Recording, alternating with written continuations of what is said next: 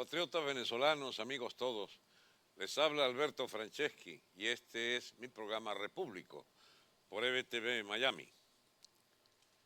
En estas fechas ya finales de año, en que comienza como a generarse una opinión de cierre de lo acontecido y de apertura mental a los posibles fenómenos que vengan en la política, en la sociedad venezolana, como en toda sociedad, esto de empezar un nuevo año, bueno, tiene sus problemas para aquellos que hagan planes falsos, para aquellos que hagan, ascriban a presagios o a cálculos que no tengan asidero en la realidad.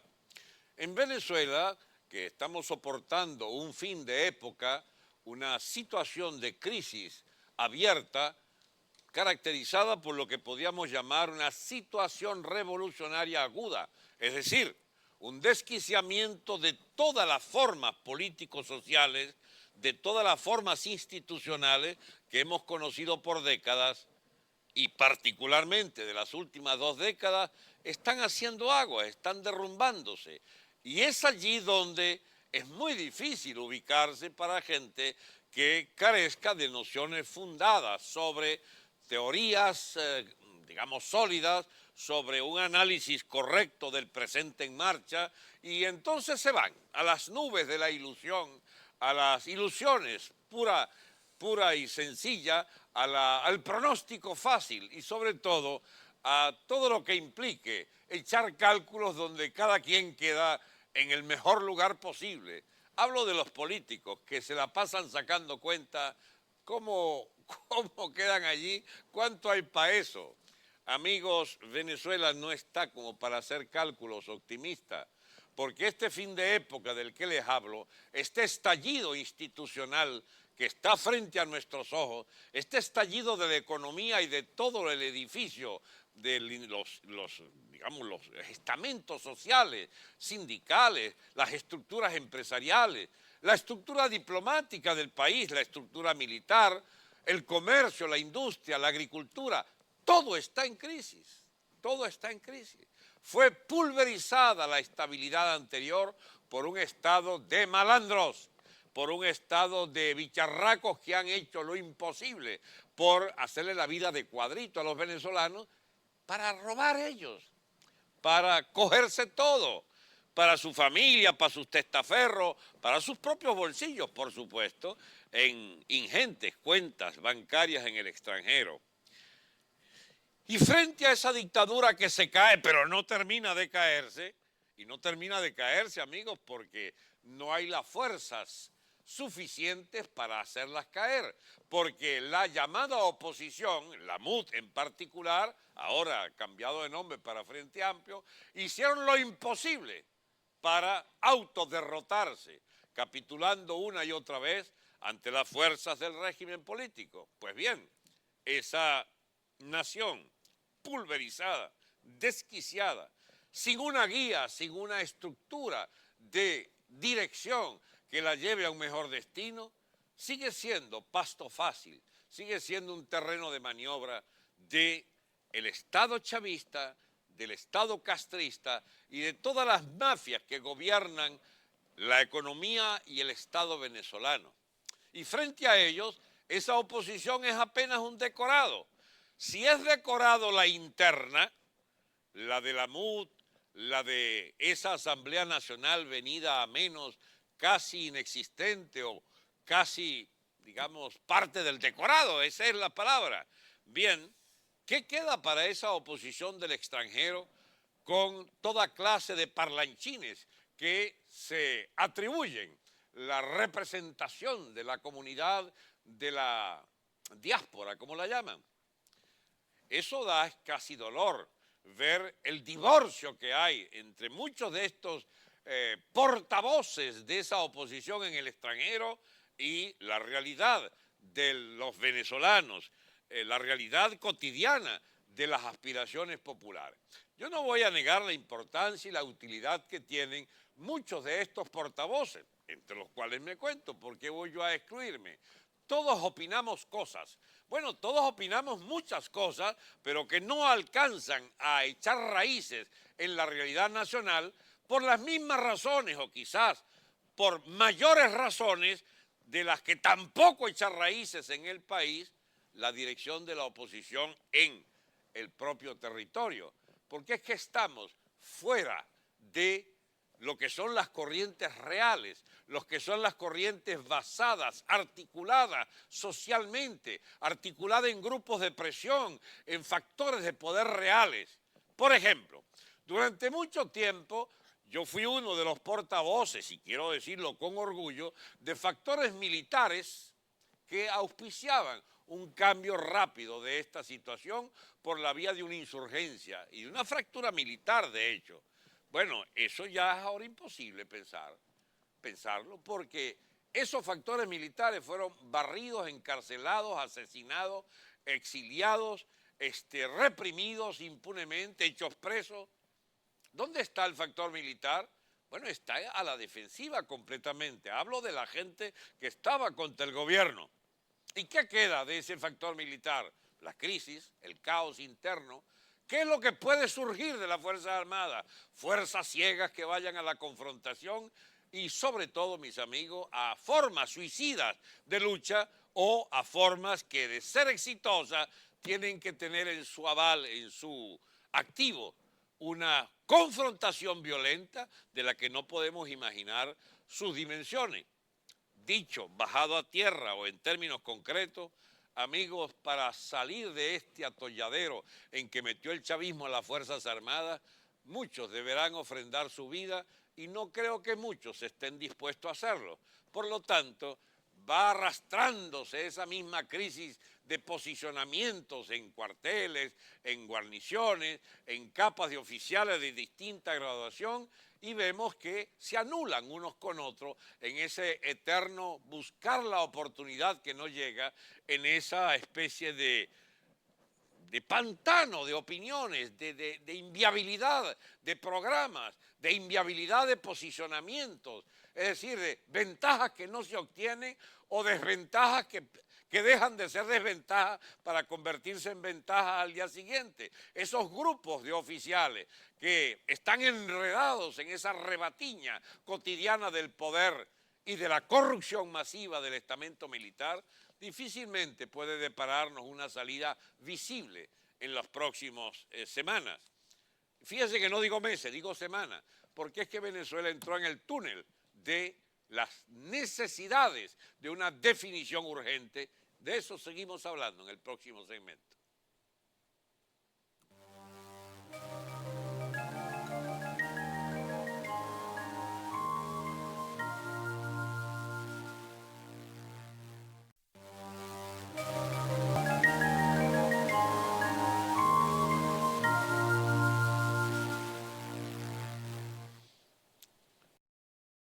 Bien, amigos, como deduzco que se han atropellado unos con otros argumentos del análisis de la situación y de las perspectivas, distingamos entonces lo que corresponde a esta especie de enredina, de madeja, de temas que son los de la conversación cotidiana y los del debate político, distingámoslo de lo que será ese mismo debate apenas empiecen a aparecer visibles los nuevos actores. ¿Y cuáles son los nuevos actores? Los del caos, los del estallido social, los del estallido de la economía. Es que no hemos visto lo fundamental todavía, mis amigos. La economía ha padecido todos los embates que se puedan imaginar. Inflación de 1.000.000%. ¿Quién había visto una hiperinflación de 1.000.000%? Escasez absoluta y total. Bachaquización, valga el término. Es decir, adopción del mercado negro como mercado real, es decir, dolarizado completamente en los mercados, en los establecimientos de Caracas y de todo el país, donde se compra es el equivalente dolarizado de un bolívar que no circula porque, bueno, no hay billetes que puedan sufragar en la masa de circulante las necesidades de la población y se mueven entonces por los puntos de ventas y el dinero electrónico. Un dinero electrónico que pierde su valor cada, no sé, cada 15, 20 días pierde el 100% de su valor. Digo, a la hora de comprar los insumos de la dieta básica o de los distintos insumos. Amigos, lo que viene en Venezuela es peor de todo lo que hay. Es decir, una economía que se hace completamente inviable, una economía absolutamente desquiciada, pero ¿cómo puede ser más desquiciada, dirá la gente? Bueno, más desquiciada. ¿Cómo puede ser tan efímero, tan volátil lo que se gana para comprar algo? Bueno, será aún más volátil. Miren, la historia humana y toda clase de ejemplos. La inflación, ¿cómo se llama?, de Zimbabue fue aún superior a la de Maduro. Por supuesto, se llevó en los cachos al bicharraco aquel que se le dormía en las reuniones a Chávez, el tal Mugabe. Bueno, un día de esto empieza Maduro a dormirse también porque no aguanta las insinuaciones de sus ministros de que es mejor que se duerma antes de hablar, porque lo que dice es cada disparate y cada sandez y cada promesa absolutamente inútil de que la siga haciendo. Bien, pero les decía, en ese panorama de crisis que estalla 10 veces, 100 veces peor que lo que hemos conocido estos últimos meses, hay quienes hacen planes para sustituir a Maduro. Mire, eso no es tan sencillo, mis amigos. Por supuesto que Maduro es sustituible, por supuesto que es superable esta claque, esta camarilla gobernante, pero cuando empiezan los aspirantes a sacar el pescuezo por allí, tengan cuidado pues se los pueden mochar, para empezar. Segundo, no es buen consejo aquel que les diga, postúlate para la transición, porque la transición, como su nombre lo indicaría, más aún en el caso de Venezuela, las transiciones pueden durar 3 días o 3 semanas. Pero no se imaginen que pueda haber un gobierno en Venezuela que dure más allá de un mes. Si no es aquel gobierno que esté dispuesto, con las fuerzas reunidas necesarias y poderosas para imponer una disciplina nunca vista en Venezuela, que esté dispuesto a quedarse 1, 2, 3 años. Es ese gobierno el que no es viable si no tiene un consenso social poderoso. No estoy hablando del empresariado ya guisador, deshecho, arrinconado, que por supuesto al superarse esta situación podrá reoxigenarse de nuevo y podrán volver a su vida cotidiana de empresario. Pero lo que queda de empresa en Venezuela son gente angustiada por ver cómo llega a fin de mes hasta en su propia casa, porque le han arruinado toda su fuente de ingresos y le han psiquitrillado todos los elementos de su estabilidad como empresario, falta de insumos, falta ¿cómo se llama?, de asistencia de la gente al trabajo, falta de dinero, falta de todo. Entonces usted mantiene una empresa, pero en el aire, de nombre casi. Bien, esa clase empresarial como que no va para el baile, como que no puede tener fuerza de presión, como que no puede asumir ninguna responsabilidad en la reestabilización hasta que no exista un gobierno que dé garantía de que viene por varios años a remendar toda la economía y toda la sociedad. Por eso un gobierno transitorio es eso, un gobierno transitorio de algunos pantalleros que desde el extranjero andan planeando cómo cogerse el coroto en Venezuela. A mí no me anoten en esa varilla. Yo sí quiero gobernar es por años. No voy a gobernar por 3 días ni por 3 semanas. Entonces, porque es que eso se escucha. Estoy hablando de ideas, ¿cómo se llama?, de comentarios reales que uno escucha. ¡Hey, Miami! Eso es el hervidero de toda clase de autopostulados para presidencia. Amigos, la presidencia de Venezuela la ejercerá quien logre tener el consenso de fuerzas realmente sólidas en el terreno militar. ¿Cuántos cañones tiene usted, compañero? Si usted moviliza una cantidad de cañones suficiente para decir, este es, entonces usted es. Pero si usted no tiene esos cañones, si usted lo que tiene es un flower en la casa, una escopetica esta recortada, bueno, el poder suyo será el de esa escopetica recortada que usted tenga. Porque las crisis político-militares solo generan fuerza para un gobierno si tienen sólidos apoyos militares. No, es que a mí me apoyan los norteamericanos. Ah, que usted va a ser agente yanqui. Ah, bueno, bienvenido. Será un gobierno que será odiado porque sencillamente las naciones no pueden tener un gobierno que le imponga a otra nación así artificialmente. No, que yo, Colombia me apoya.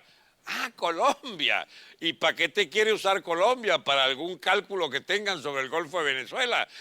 No, Brasil es lo mío. A mí, te participo que hay varias decenas de millones de árboles entre Brasil y Venezuela y que lo que hay ahí es el arco minero y delincuencia masiva. Cualquier fuerza brasilera que pretenda ocupar parte de Venezuela se atasca dejando muertos brasileros en las selvas ¿cómo se llama?, de Bolívar, porque no puede haber una ocupación extranjera que no sea de usura territorial. Yo he dicho, y lo sostengo, que no necesitamos una ocupación extranjera, porque si necesitáramos una ocupación extranjera, más nos vale declararnos colonia de quien va a ocupar nuestro territorio, porque las naciones, mis amigos, y los estados se construyen sobre territorios.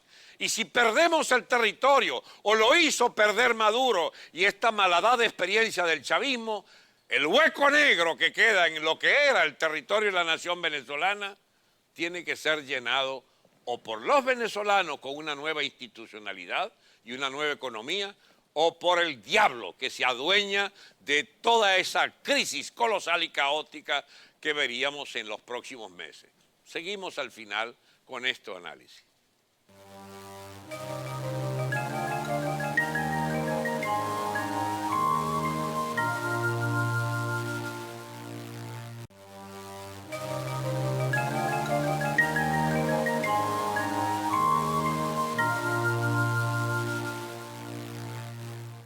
Bien, amigos, y entonces, ¿cuál es la perspectiva? Podrá preguntarse mucha gente. Después de toda esta combinación un poco, yo no diría desordenada, yo diría muy compleja, de factores que intervienen en una crisis terminal de una nación.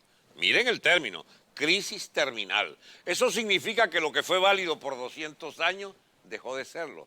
Las instituciones que gobernaron Venezuela por 80, 100 años como factor fundamental, verbigracia, las Fuerzas Armadas, han estallado. Los partidos políticos que vienen por lo menos y existiendo y dirigiendo este negocio de Venezuela desde 1958, hoy son míseros, ¿cómo se llama?, raspicuís allí, elementos venidos muy a menos. ¿Y qué es lo que hay entonces? Corriente de la sociedad civil, eso se acabó. Empresarios se acabaron. La gente de la cultura, ¿cuál cultura? Lo que hay es un puño de vagos y maleantes del gobierno imponiéndonos la cultura del castrismo gobernante o del indigenismo indigesto o de, qué sé yo, cualquier locura de esta, de la llamada cultura de ideología de género, poniéndole los nombres femeninos y masculinos a cuanta varilla consiguen, millones y millones, por ejemplo, de Maduro. ¿Qué es lo que hay en Venezuela hoy, Dios mío, como piso para pensar en que el país se reconstruya sobre esas bases? Nada. Las bases de la sociedad estallaron, la economía estalló, el Estado estalló, las Fuerzas Armadas están en pleno proceso de descomposición interna, las fronteras son vulnerables. Alguien dijo sabiamente, al ser un Estado fallido, Venezuela ha perdido las fronteras, porque un país de Estado fallido es un país sin frontera. Y nada más cerca de la realidad que eso.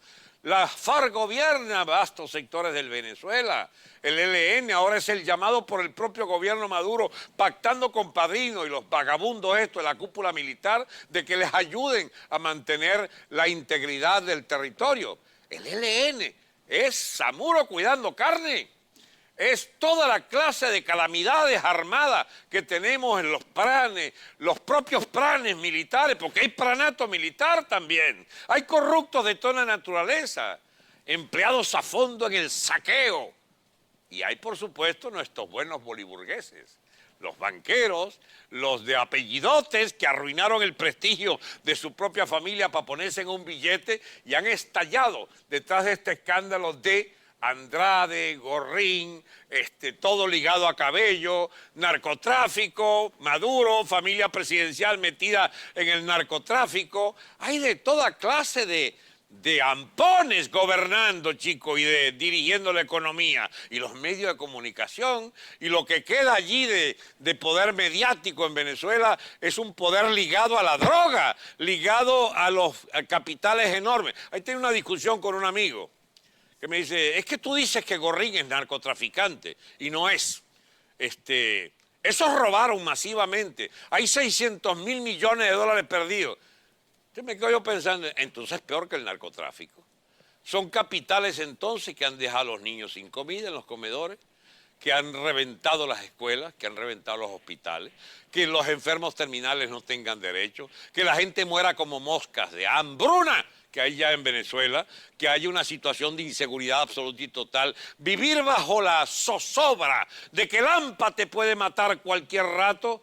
Entonces es responsabilidad de Gorrín y de Andrade y de toda la caterva de vagos, de los llamados bolichicos que se hicieron multimillonarios en dólares. No, pero no fue en droga. Bueno, está bien, no fue en droga. Peor que la droga. Asaltaron los ingresos de los venezolanos y convirtieron a Venezuela en un país de indigentes, de hambreados, de gente enferma, de gente deambulando, su cara de tristeza o su cara de zombie por allí en las carreteras de América.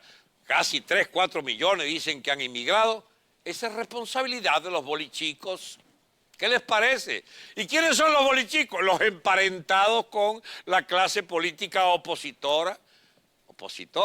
Bueno, ellos dicen que son opositores y asisten a los actos. Si usted los ve en Madrid, por ejemplo, asistiendo a actos de la oposición, o en Miami tratando de colearse, o financiando grupos y partidos y resistencias. Hay de todo, chico, en esta plaga que le ha caído a Venezuela de los tales bolichicos, boliburgueses, y sobre todo en común tienen únicamente lo que los distingue: dinero mal habido, y mediante el cual financian las empresas más quiméricas de gobiernos de transición, porque ellos aspiran a seguir en la manguangua.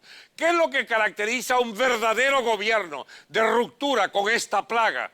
Alguien que no dé ninguna concesión a ningún politiquero que haya sido agente o que sea agente de los factores bolichicos. Ahí tiene usted el cifrinaje de esa oposición blandengue que todos estos años sostuvo a Maduro y a Chávez en el poder, para que sepan que ninguno de ellos debería ser representante del nuevo Estado venezolano, que solo puede fundarse sobre bases sólidas si somos capaces de barrer esa clase política financiada por esos bolichicos, boliburgueses que habitan en los Miamis, en los Madrises. ¿Qué les parece? En los Parises. Hay gente que está desde esas capitales del mundo, buchona de millones de dólares, pero que tiene sus agentes en la oposición, que tiene sus, por supuesto, en Nueva York también, que tienen sus portavoces, pues, que maniobran y al lado de Almagro y pescuecean, y al lado de Duque y al lado de Bolsonaro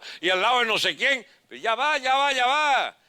Bolsonaro tiene la primera opción para ayudarnos, y Duque también, y por supuesto Trump, porque Venezuela puede respirar en el futuro gracias a que hubo un cambio de gobierno de todos esos vagabundos que durante años sostuvieron desde la élite norteamericana al gobierno chavista madurista.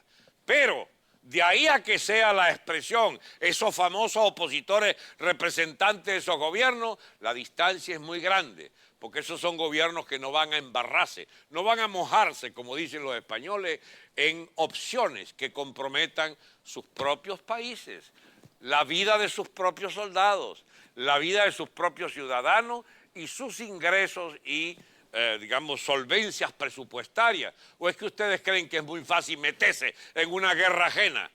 No, mis amigos, nadie vendrá por nosotros. Nosotros tenemos que lograr que si nos van a ayudar, sea porque nosotros hemos provocado una situación insostenible para ese gobierno de malhechores que dirige Venezuela. Bienvenidos todos a la Venezuela del inicio de una nueva etapa histórica, porque la que había se agotó y se arruinó y necesitamos un nuevo capítulo de la historia venezolana. Hasta pronto, les veo el próximo domingo a las 10 de la noche por EBTV Miami.